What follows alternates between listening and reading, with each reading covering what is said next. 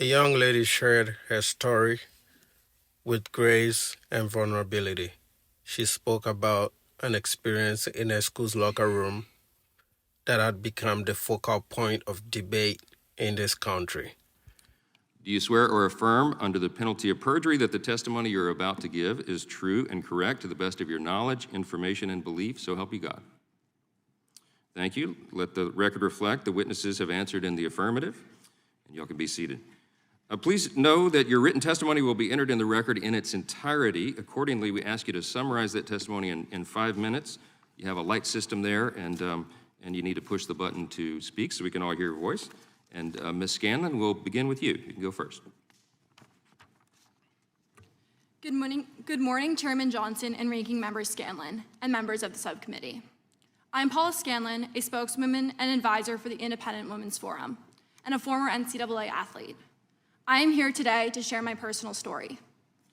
I started swimming at a very young age, and by age 8, I was swimming competitively, and by late middle school, I was devoting at least 20 hours per week to swimming. I gave up countless Christmas holidays, weekends, and social events to work towards my goal of swimming Division I. A dream that came true when I began swimming for the University of Pennsylvania. While I am not an NCAA champion, I hold the New England Independent School League record in the 400-yard freestyle relay, a record that has stood since March of 2017. In September of 2021, Leah Thomas began participating as a member of the Penn women's team. Leah, formerly Will, had personal best times in every freestyle event that were faster than the women's world records.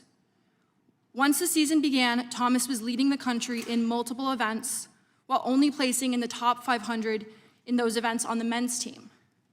Thomas later became an NCAA champion in the 500-yard freestyle, the first NCAA champion in our women's team history program.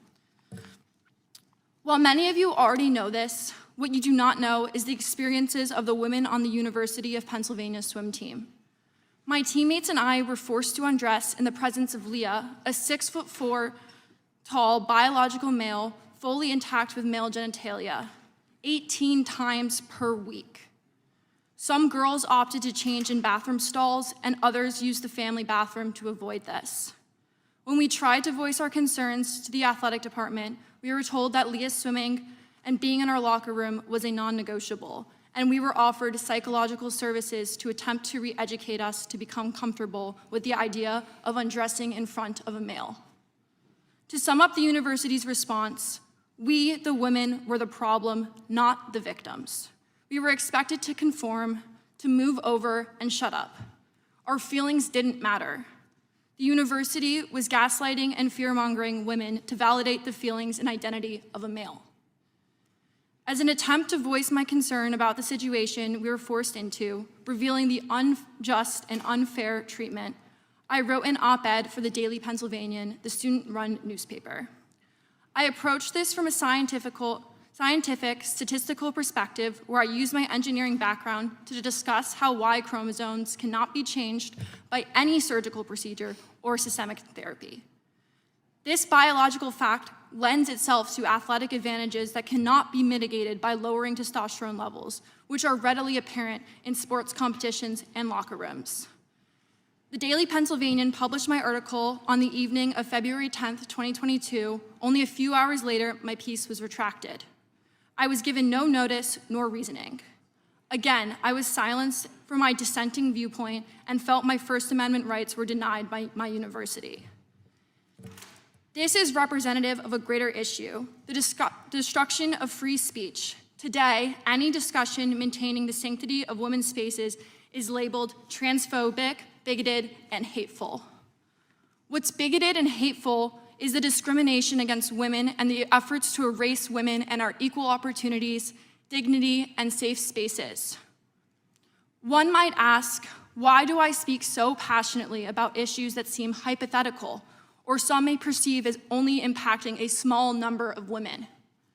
This is not hypothetical. This is real. I know women who have lost roster spots and spots on the podium.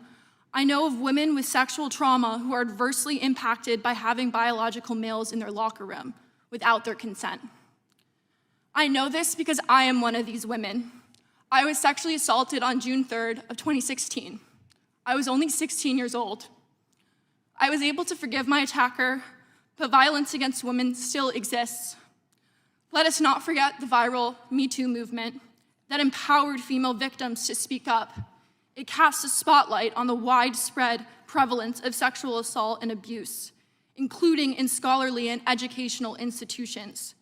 Individuals on this committee have previously stated violence against women is all too common. I am grateful for those members who have brought awareness to the violence against women in the past, but unfortunately, there's still much to be done. As a sexual assault survivor, many policies pushed today completely ignore my experiences and many women like me. I ask the members of this committee, please consider this issue outside the lens of political affiliations and understand the true impact of ignoring the realities of womanhood. Future generations depend on us. Thank you for the opportunity to speak here today. And thank you for being here and for your courage.